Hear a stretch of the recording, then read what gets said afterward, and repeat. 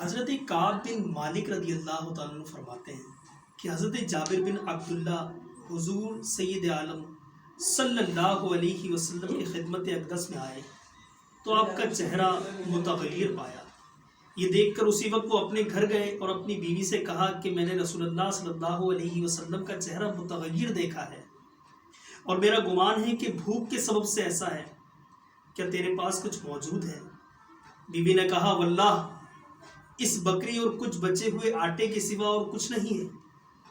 اسی وقت بکری کو ذبح کر دیا اور فرمایا کہ جلدی جلدی گوشت اور روٹیاں تیار کرو۔ جب کھانا تیار ہو گیا تو ایک بڑے پیالے میں رکھ کر حضور سید عالم صلی اللہ علیہ وسلم کی خدمت اقدس میں حاضر ہو گئے اور وہ کھانا حاضر کر دیا گیا۔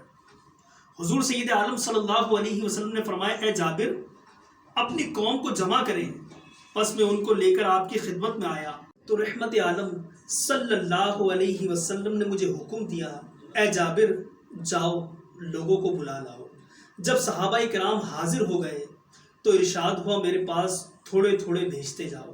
چنانچہ صحابہ کرام حاضر ہوتے اور کھانا تناول کر کے چلے جاتے۔ جب سب کھانا کھا چکے تو میں نے دیکھا کہ برتن میں ابتداً کھانا جتنا تھا اتنا ہی اب بھی موجود تھا۔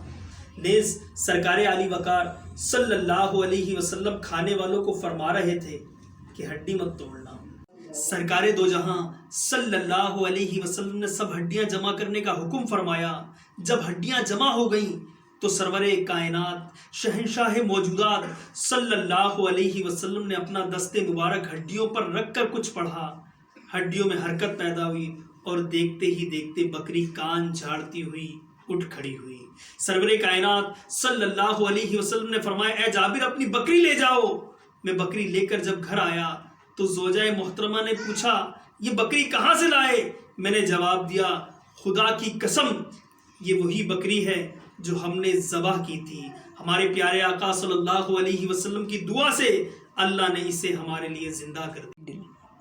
ایک دل ہمارا کیا ہے آزار اس کا کتنا، ایک دل ہمارا کیا ہے آزار اس کا کتنا، تم نے تو چلتے پھرتے مردے جلا دیے ہیں۔